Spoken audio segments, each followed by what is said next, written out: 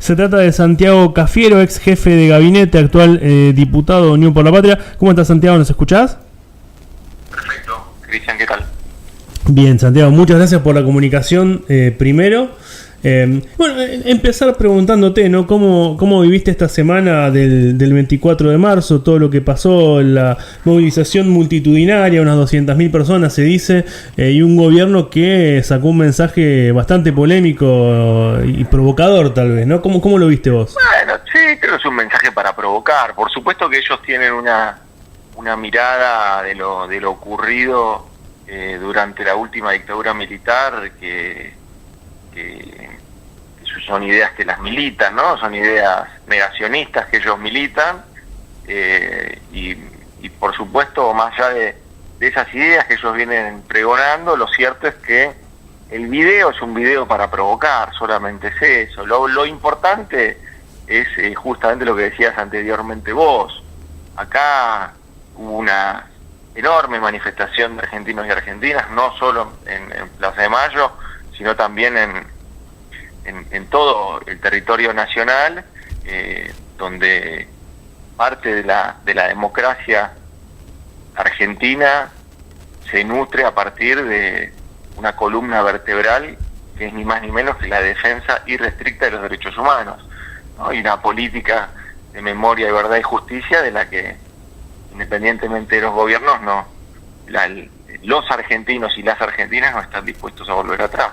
Bueno, me parece que de eso se trata, y me parece que eso es lo que quisieron ocultar, digamos, no ocultarlo, sino esta suerte de mecanismo que tiene la extrema derecha, que es básicamente generar un escándalo, generar un tema de conversación para desviar lo importante. Acá lo importante es lo que destacamos, la enorme mayoría de los argentinos y argentinas que se movilizan y que plantean un nunca más cada vez más fuerte y cada vez más determinado.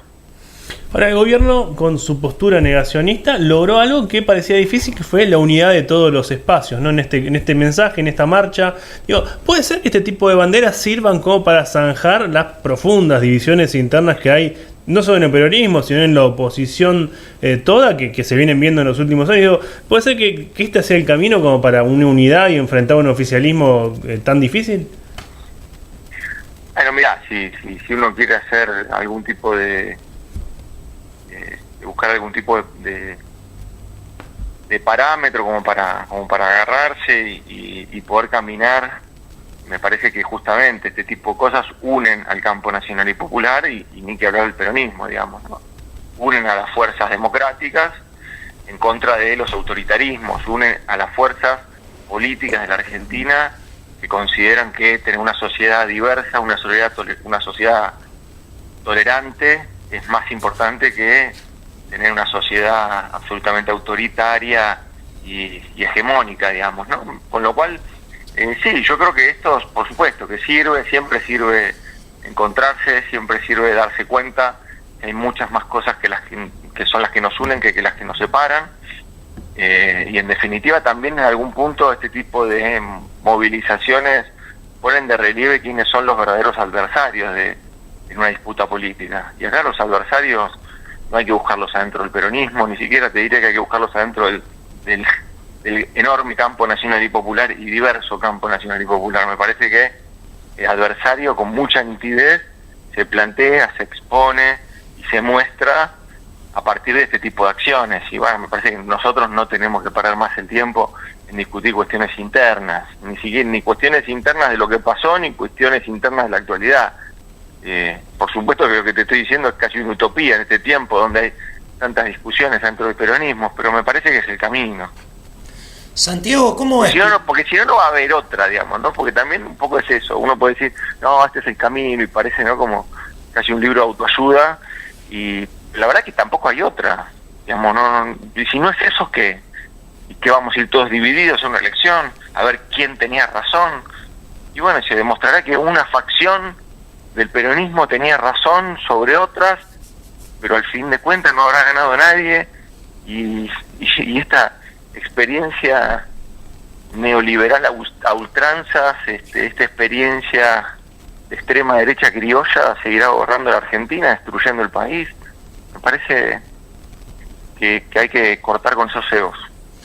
Santiago, ¿cómo explicás que La Libertad Avanza, siendo minoría en el Congreso, haya sacado todas las leyes que sacó, incluyendo la ratificación de vetos muy importantes por parte del presidente Milei?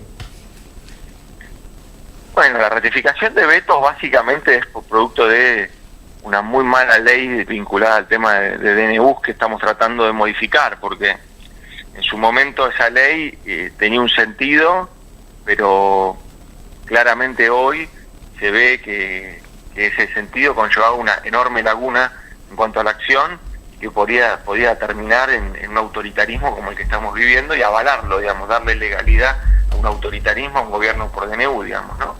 Y un gobierno que desconoce los poderes de la República y sobre todo que desconoce el poder legislativo, el Congreso de la Nación. Entonces, en ese sentido, nosotros hemos presentado y seguimos trabajando para tratar de cambiar esa norma. ¿Cómo se explica a un gobierno que a priori tenía menos de 40 diputados nacionales? Bueno, en primer lugar el antiperonismo, porque lo cierto es que ha sido ficticia esa aparente minoría. ¿Por qué te digo esto? Que el bloque del PRO o el bloque Juntos por el Cambio, el ex Juntos por el Cambio, funcionó como un oficialismo, como una rueda de auxilio permanente. Y eso le brindó un gran número de legisladores. Y a eso, si vos le sumás también, bueno, los bloques que se dicen dialoguistas, que siempre tienen ese eufemismo que yo no lo entiendo igualmente, pero lo que ellos lo expresan de ese modo, que te dicen, bueno, lo que pasa es que nosotros por mandato constitucional, por entender lo que dijeron las urnas, tenemos que darle gobernabilidad al gobierno, digamos, ¿no? Entonces te dicen no, y en pos de esa gobernabilidad le firmamos un cheque en blanco para darle facultades delegadas, y en pos de esa gobernabilidad le terminan ahora firmando otro cheque en blanco con un endeudamiento que ni siquiera conocen cuál es la letra chica, ni siquiera ni cuál es el monto, ni cuáles los plazos, ni para qué se va a usar el dinero, digamos, ¿no? Entonces, en ese tipo de cuestiones yo creo que el peronismo, Unión por la Patria, su bloque, ha demostrado muchísima más coherencia. Por supuesto que quizás de un modo más generando testimonios y generando una conducta y no siendo efectivo, pero bueno, ese es el principio de por qué no hay que perder elecciones, porque vos dejás de ser efectivo, digamos, no sos más mayoría, y entonces en esos cuerpos colegiados la mayoría es la que determina la agenda y la que determina también lo que se aprueba y lo que no se aprueba. Santiago, ¿cómo ves al peronismo de cara a este año electoral? Bueno, hablábamos de las internas que se vienen en el espacio, y a su vez de los liderazgos. Digamos, está Cristina Kirchner muy activa, está Sergio Massa retomando también la agenda. Recién justamente hablábamos con Julio Zamora, intendente de Tigre, que hablaba de la necesidad de que aparezcan actores nuevos para, digamos, salir de lo que la gente quizás le dijo que no en la última elección, ¿no? ¿Vos cómo lo ves? Bueno, pienso muy parecido a lo que piensa el intendente de Tigre. Verdaderamente creo que independientemente de que hay muchos compañeros y compañeras, tanto Cristina como Massa, que han demostrado una gran entrega, por supuesto, y un gran compromiso con el espacio, lo cierto es que quizás hoy son dirigentes políticos que hoy les cueste mucho generar un espacio más amplio que tenga potencia electoral, digamos, ¿no? Tienen ellos una potencia política muy importante, pero no sé si eso se traduce en política electoral. A priori parecería que no. Y en ese sentido creo que hay que buscar alternativas un poco más novedosas. Esa es un poco por lo menos mi mirada. Creo que en ese sentido tampoco considero que van a salir de abajo de las baldosas los dirigentes del espacio, pero sí creo que hay que generar un ámbito de discusión política, de discusión programática, que permita tener no suplantar o reemplazar liderazgos, porque han sido liderazgos muy fuertes. El liderazgo de Cristina es un liderazgo que no se va a reemplazar, pero sí lo que se necesita es la construcción de un frente político más amplio, de un frente electoral sobre todo más amplio, para poder ganarle a Milei. Es un poco lo que ha hecho Brasil en su momento, o han hecho otras expresiones políticas en otros países donde eran gobernados por la extrema derecha, han hecho esas experiencias, digamos. A la extrema derecha se le gana con participación política y a la extrema derecha se le gana con más democracia. Santiago, muchísimas gracias por tu tiempo. Bueno, un abrazo a ustedes y siempre dispuesto a hablar con mi amigo Cristian. Muchas gracias, un abrazo.